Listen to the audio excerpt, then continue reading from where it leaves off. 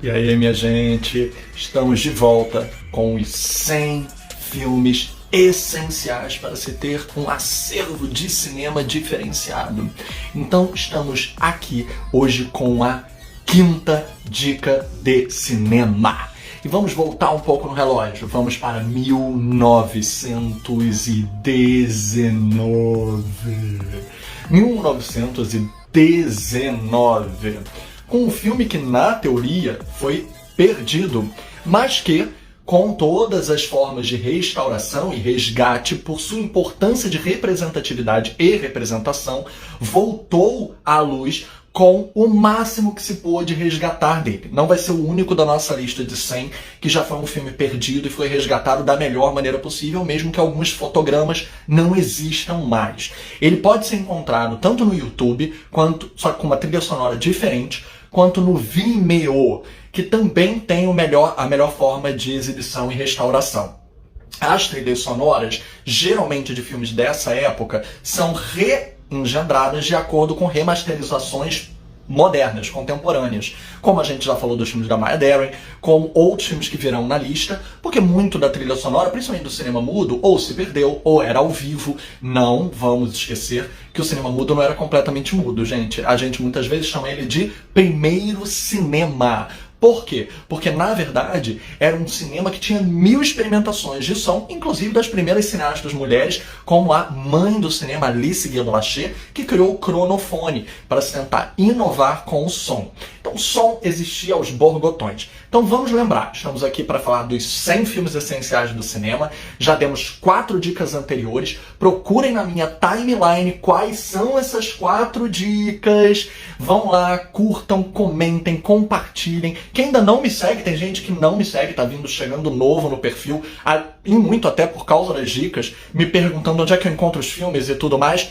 Vai lá nos posts, curte, me segue para poder saber as novidades dos filmes seguintes. E uma nova notícia também. Além do meu drive, que eu ofereço nos cursos que eu estou dando aula, como no Midrash, como na IC, como no MIS, que eu vou começar em outubro a dar aula sobre Almodóvar e em novembro sobre a Nevardá.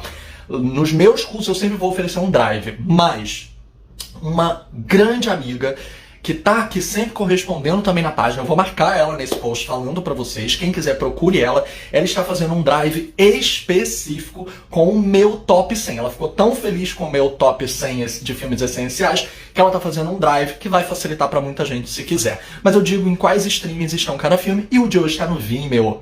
Então vamos lá. Hoje nós vamos falar sobre um dos maiores atores da Alemanha no primeiro cinema, Conrad Veidt.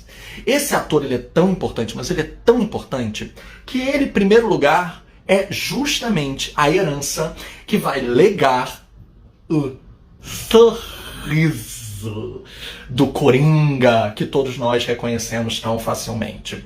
O sorriso do Coringa veio de um filme chamado O Homem que Ri, de Victor Hugo, que foi adaptado para os cinemas pelo Richard Oswald em 1929. Esse filme já está dentro do expressionismo alemão e com sua herança de cinema que mistura o fantástico com o terror, com a refabulação, e que traz no Homem que Ri um personagem que teve a sua boca deformada com um sorriso encravado em sua pele, só porque era herdeiro de um ducado, e isso ameaçava a importância e imponência do rei na época, que manda cravar esse sorriso em seu rosto para marcá-lo e estigmatizá-lo, fazendo com que ele acabe indo parar num circo.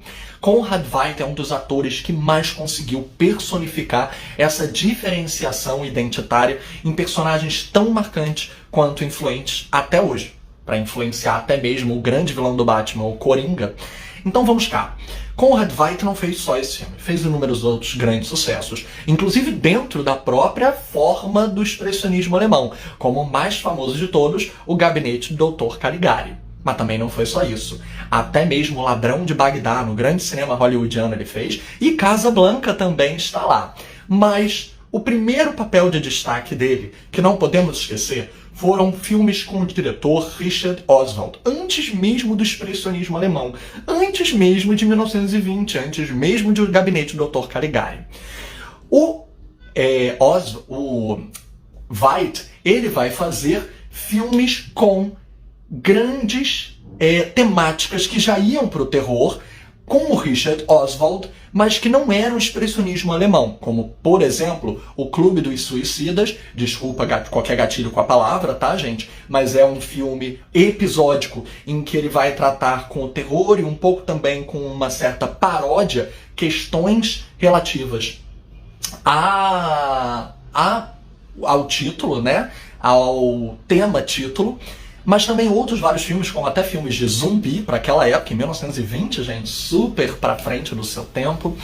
Mas o principal deles, em 1919, como a gente começou a live, ele fez Diferente dos Outros. Diferente dos Outros foi um filme que veio antes de que a revolta que acabou ocasionando no pós-Primeira Guerra Mundial, com que os militares tomassem o poder na Alemanha, fizessem com que um governo nazista acabasse tendo uma ditadura e um golpe militar. Antes de Hitler, e antes mesmo da censura que os militares trariam ao cinema, antes mesmo do expressionismo alemão, que já estava denunciando a mentalidade do fascismo, do nazismo que estava chegando, alguns filmes estavam de maneira extremamente libertária e emancipatória falando sobre tudo isso primeiro.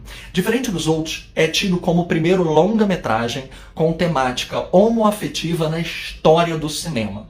O filme fala sobre um romance entre dois músicos, um deles justamente interpretado pelo Konrad Veidt, e ele vai fazer com que essa nova forma de audiovisual, né, que surgia na Alemanha e que poderia retratar outras histórias e novas representações, pudesse trazer à tona assuntos como, por exemplo, relações homoafetivas. Por quê? Amores do mesmo gênero e do mesmo sexo naquele momento estavam em alta na Alemanha. Vamos lembrar que a Alemanha, no pós-Primeira Guerra, estava com uma república de esquerda, a República de Weimar, antes do golpe militar de Hitler. E aquele momento histórico foi extremamente emancipatório para várias identidades LGBTQIAP+, mesmo, ou LGBTQIAPN+, que a gente hoje iria dizer, mas que naquela época a sigla ainda não existia. Mas os primeiros tratamentos de transição hormonal começaram a acontecer na Alemanha pré-Segunda Guerra, né? Pós-Primeira Guerra Mundial, na República de Weimar. Além disso, vários clubes noturnos abraçavam as comunidades que hoje nós reconheceríamos como LGBTQIAPN+. Mas naquela época, vários clubes noturnos tinham várias formas de amor, com amores do mesmo gênero, amores do mesmo sexo, e inclusive transições de gênero, com primeiros tratamentos hormonais. Diferente dos Outros, vinha dialogar com esse cenário daquele momento. E falava sobre esse amor, apesar de, assim como o expressionismo alemão, já prenunciar um final trágico, porque esperava que a sociedade não estivesse tão à luz dos tempos quanto o cinema estava querendo. Então, ao mesmo tempo que o expressionismo liberta vários monstros da mente e de fora da mente, né, no corpo, que legariam todo um legado de cinema por causa da previsão dos horrores que o nazismo estava trazendo, era uma denúncia. O Diferente dos Outros é um romance extremamente precursor, extremamente vanguardista, que já falava à frente do seu tempo, com o incrível ator Konrad Veidt. Quem não conhece nenhum desses trabalhos, corra atrás. O Diferente dos Outros está no YouTube e no Vimeo, o melhor que se pode ter da restauração dele, mesmo que vários fotogramas tenham sido perdidos, e com trilhas sonoras pós-remasterizadas para que o filme tenha a sua música no mais próximo do espírito original. E também acompanhem sempre aqui as lives que vão continuar falando de filmes essenciais para o seu acervo de cinema. Além disso, me sigam aqui e vão no link da minha bio saber sobre os cursos que eu estou oferecendo no momento, como a nova turma de crítica na IC, o curso toda segunda-feira, cada segunda é uma inscrição individual, então você pode procurar cada segunda-feira uma nova inscrição com um link diferente. Mesmo que você tenha lotado a segunda-feira anterior, você pode procurar a próxima segunda-feira, que vai continuar sendo dado teatro e cinema. E também em outubro no MIS de São Paulo, mas online, sobre Almodóvar, em novembro, Aníbal Vardar. Então, um grande beijo, gente. Até a próxima. E continue aqui todo dia para uma live sobre mais um dos 100 filmes essenciais.